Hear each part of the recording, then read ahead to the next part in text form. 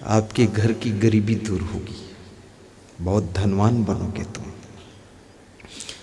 जो स्त्री अपने पति को सम्मान से पुकारती है वो स्त्री केवल स्त्री नहीं है, वो गृह लक्ष्मी है।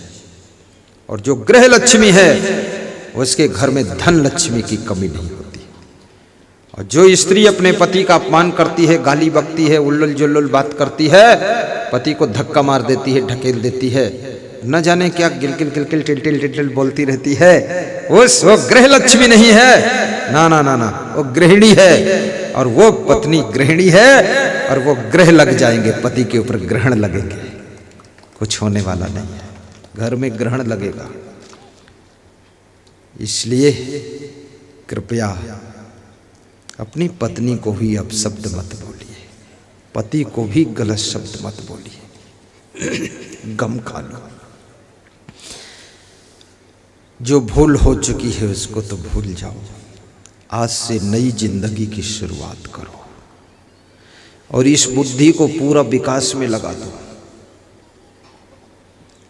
जिस समय हम आश्रम आए थे सन 1987 में, और आश्रम बना था, गुरुजी ने बनाया था सन 65 में, 1965 में। तो उस 22 साल के बाद पहली बार वो आश्रम धोया गया मेरे हाथों से। जब से बना था धोया नहीं गया था। छत धोया, दीवालों को धोया, 3 दिन धोया मैंने उसको। उसके बाद उनके सब बाथरूम धोया मैंने, शौचालय धोया। वो तो 20 साल तक मैं धोता रहा शौचालय आश्रम की। शौच कोई करे, धोने वाले हम। अब तो हमारे बहुत से संत धो देते हैं। अब बहुत व्यस्त हो गया मैं, आश्रम 6-6 महीने जाता भी नहीं हूँ। लेकिन इस सफाई के कारण ही मेरी उन्नति हुई है। अगर मैं गंदगी रखता ना, उन्नति नहीं होती। पैसे नहीं थे हमारे गुरु जी के पास जाता तो ये टाट के बोरा जो होते, धान के बोरा, इनको मैं खोल करके और हरे रंग में रंग करके धूप में सुखा करके फिर उस सुतली से सिल करके मैं पूरे कमरे में बिछाया था। कमरे में, ये कोई बात है? कमरे में बिछाने के कुछ पैसे नहीं थे और गुरु जी से कह भी नहीं सकता था। तो टाट के बोरे, धान के बोरे पड़े थे, उन्हीं को झाड़ के धो करके फिर रंग करके हरे रंग में और सिल करके बिछा के रेडी किया। गुरु जी मेरे कमरे में आए, बोले वाह बहुत अच्छा बना दिया। मैंने कहा आपका भी कमरा बना दूंगा ऐसा। तो गुरु जी बोले कि इसका मतलब आपका माइंड जो है राजा महाराजा वाला है। हमने कहा उसके ऊपर है गुरुदेव। मैं राज ऋषि हूं, ये गंदा ऋषि मुनि नहीं। बिल्कुल क्लीन करूंगा। अब सब क्लीन हो गया है। अब तो जैसा मैं वहां बिछाया था वैसा यहाँ लोग पैरों से रौंदते हैं। बीच वाला देखो ना बिछाओ। बस ये भी मेरे अंदर कल्पना थी। छत्तीसगढ़ में मैं जो शुरू में आता था तो यहाँ भक्तों के बैठने के लिए पैरा बिछाया जाता था। पैरा। आज के 22 साल पहले मैंने संकल्प लिया था, पैरा हटाना है मुझको, इसको हटाना है। बिल्कुल एक कचड़ा नहीं दिखना चाहिए, क्लीन होना चाहिए। और चटाई भी नहीं, इस पर कपड़ा बिछाना है ताकि भक्तों के कपड़े गंदे ना हो, सब आराम से बैठे। और वो जो मेरी कल्पना थी वो मेरे गुरुदेव की कृपा से पूरी हो गई, इच्छा पूरी।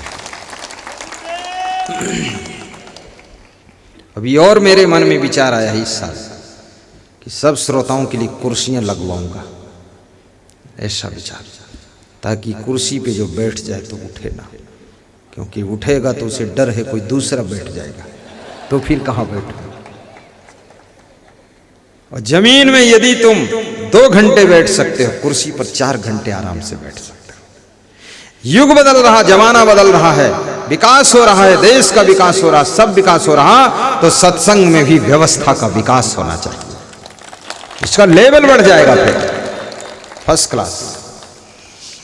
और उज्जैन में जो आश्रम बनने जा रहा है वहां ये व्यवस्था बनेगी। शुरुआत वहीं से करूंगा। 5000 कुर्सी लगी होगी। 1 लाख लोगों के नीचे बैठने का प्रबंध होगा और 10 से 5000 लोगों के लिए कुर्सी होगी और 1000 लोगों के लिए सोफा सेट होंगे। बिल्कुल ठाठ से बैठो, प्रवचन सुनो, उठने का मन ही ना हो। और लेटे लेटे ध्यान कराऊंगा, ये भी मेरे अंदर एक व्यवस्था है। बैठ के ध्यान नहीं, मैं कभी बैठ के ध्यान नहीं करता। मच्छरदानी लगा देता हूँ, फिर लेट जाता हूँ और रजाई ओढ़ लेता हूँ, लेटे लेटे ध्यान करता। ध्यान मन से होना है। बैठता हूँ तो अब शरीर को सीधा रखने का ध्यान रहता है, कहीं पैर दब रहा उसमें दर्द हो रही, वो ध्यान। ये ध्यान का होगा, शरीर के भाव से ऊपर उठना है, इसलिए शरीर को मुर्दा छोड़ देना है, इसलिए लेट जाना है। रिलैक्स मेडिटेशन कहते हैं। और शरीर का हमको ख्याल ना करना पड़े, तभी तो हम अंदर के ध्यान में जाएंगे। लेटे लेटे ध्यान। और ये भी उज्जैन आश्रम में स्टार्ट करूंगा। तुमको लेटा दूंगा, बेहोश कर दूंगा, तुम्हें देखना। हाँ, एक एक ट्रिप में 5-5 हजार लोगों का ध्यान। बिल्कुल ऐसा ध्यान तुम जिंदगी भर याद करोगे। इतनी गहराई में डूब गए, और डुबाऊंगा मैं और फिर बाहर निकालूंगा मैं। अभी तक पूरे जीवन में 2 लोगों को ध्यान कराया।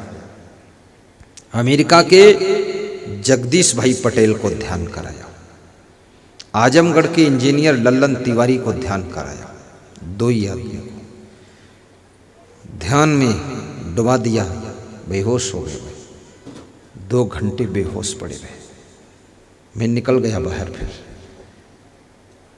2 घंटे बाद उनको होश में लाया तो बोले, जिंदगी में इतनी शांति कभी मिली ही नहीं है जो मिल गई। दोबारा कब कराओगे? बोले, अब जब पैसा दोगे तब कराएंगे, फ्री में नहीं कराऊंगा। एक बार फ्री, भाई सैंपल फ्री दिया जाता है, माल थोड़े फ्री दिया जाता है। सैंपल दे दिया, अब तो थोड़ा टैक्स लगेगा। और याद रखना, दुनिया की हर चीज मिल सकती है आपको, लेकिन जो शांति की गहराइयों में मन का डूबना है, ये सब जगह नहीं मिलता है। अंतर ध्यान, परम ध्यान, आत्म ध्यान, ये ध्यान बहुत गहरा है। सब ध्यान में डूब जाएंगे। और मैं आपसे आज भी निवेदन करूंगा, ये तो उज्जैन में जब होगा तब होगा, कब होगा पता नहीं कब होगा, लेकिन अपने घर में तुम आज से शुरू कर दो। आपके घर में तो बिस्तर भी है, बेड है, गद्दा है, सब कुछ है, मच्छरदानी है। आप साफ चादर बिछाइए, गद्दा बिछाइए, बेड पर बिछाइए, नीचे बिछाइए, जहाँ लेटते हो वहाँ बिछाइए, लेकिन साफ होना चाहिए, धुली हुई, गंदगी बदबू नहीं। हाथ पांव ढीले करके मच्छरदानी लगा लीजिए, लेट जाइए। ध्यान जब करो तो डबल बेड पे वहाँ कोई लेटना नहीं चाहिए दूसरा। वहाँ पत्नी और बच्चे और ये पेंटे कुछ नहीं होना चाहिए। ध्यानवन होगा नहीं, कोई तुम्हारी तरफ टांग फेंकेगा, कोई लार चुआएगा, कोई नाक घुर्राएगा, उसमें ध्यान कहाँ होगा? अकेले ही बस, छूना नहीं चाहिए कोई अंग। ध्यान, हाथ पांव ढीले कर दो मुर्दे की तरह। फिर सोचो, शरीर नाशवान है, संसार नाशवान है, परिवार संसार सब छूटने वाला है। कौन हमारा है? मैं किसका हूँ? मैं कौन हूँ? हु एम आई, हूँ कौन छू? मेरा स्वरूप क्या है? मैं अजर अमर आत्मा हूँ, मैं मरता नहीं हूँ, शरीर की मृत्यु होती है। मैं मन से भी ऊपर हूँ, बुद्धि से भी ऊपर हूँ, मैं दिव्य आत्मा हूँ। मैं सबसे तार तोड़ रहा हूँ, सब डोरियों को काट रहा हूँ। थोड़ी देर के लिए मैं जीते जी मर रहा हूँ, मरने की अनुभूति कर रहा हूँ।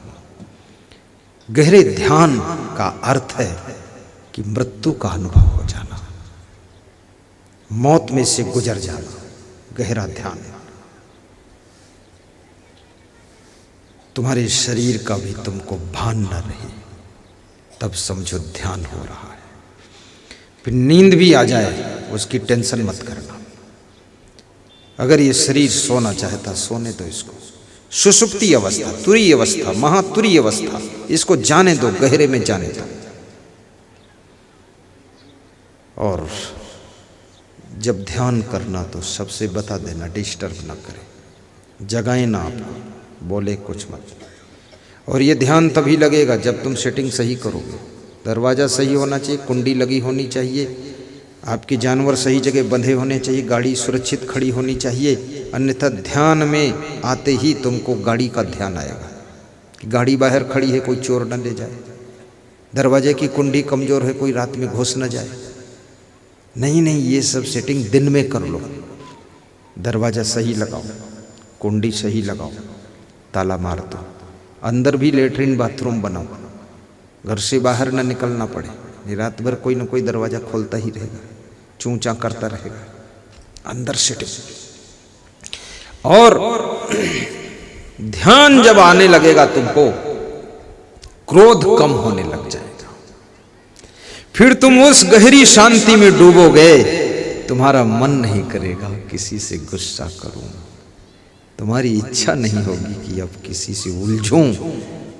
तुम जब आंख खोलोगे, तुम्हारे चेहरे पर गुलाब के फूल खिले होंगे, मुस्कान होगी मधुर मधुर। तुमको देखकर लोग सम्मोहित होंगे, हिप्नोटिज्म होंगे, मस्मरिज्म होंगे। तुम सोचोगे ये क्या हो गया, ये ध्यान का प्रभाव है। तुम तेजस्वी मुखमंडल से प्रकट हो जाओगे, सबको दर्शन दो। सभी लोग सुख शांति चाहते हैं। आहा, कैसे मिलेगी सुख शांति? आज सुख शांति पर चर्चा है, आज यही विषय हमारा है, सुख शांति। ध्यान देना, शांति कैसे मिलेगी। एक पंक्ति गाता हूं, किशुनलाल।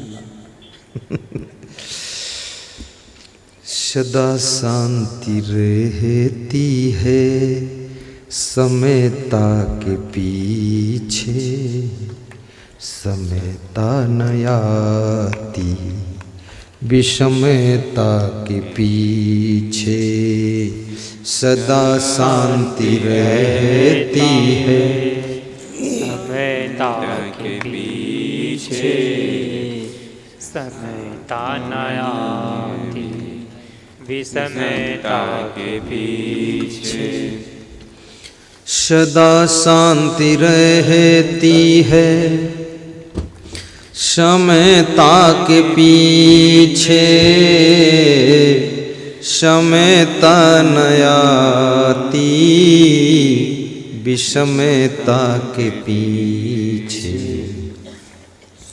विषमता रहा करती ममता के पीछे, ममता बढ़ाना महामूढ़ता है।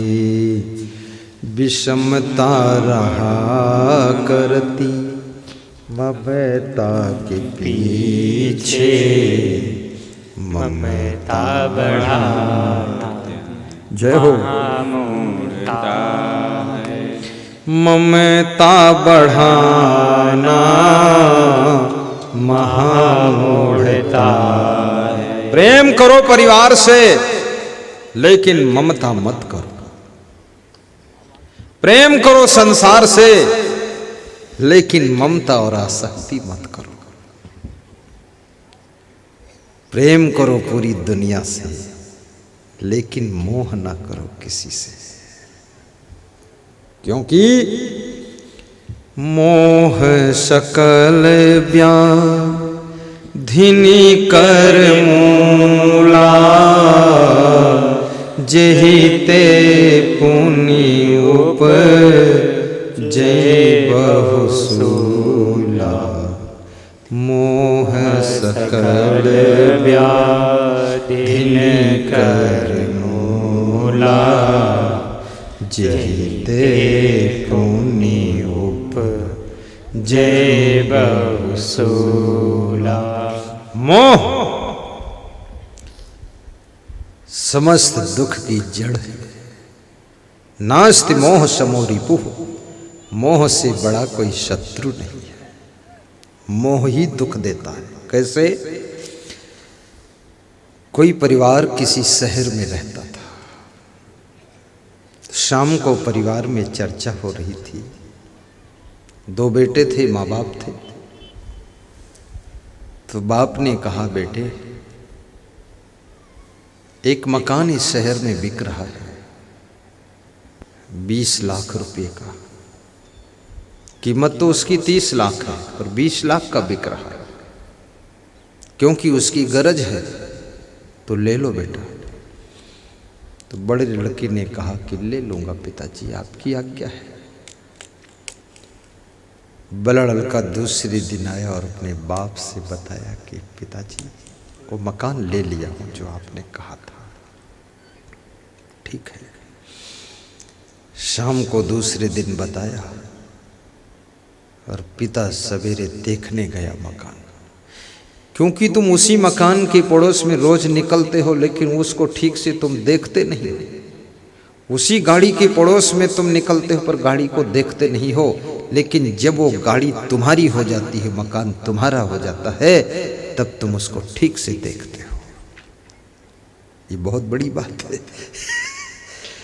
तो बूढ़ा बाप सवेरे सवेरे देखने गया तो वहां क्या देखा कि उस मकान में किसी दुष्ट ने, ईर्ष्यालु ने रात में पेट्रोल डालकर आग लगा दी है। मकान जल गया, सब लकड़ी दरवाजे जल गए, खिड़कियां जल गई, पर्दे जल गए, बर्बाद हो गया मकान।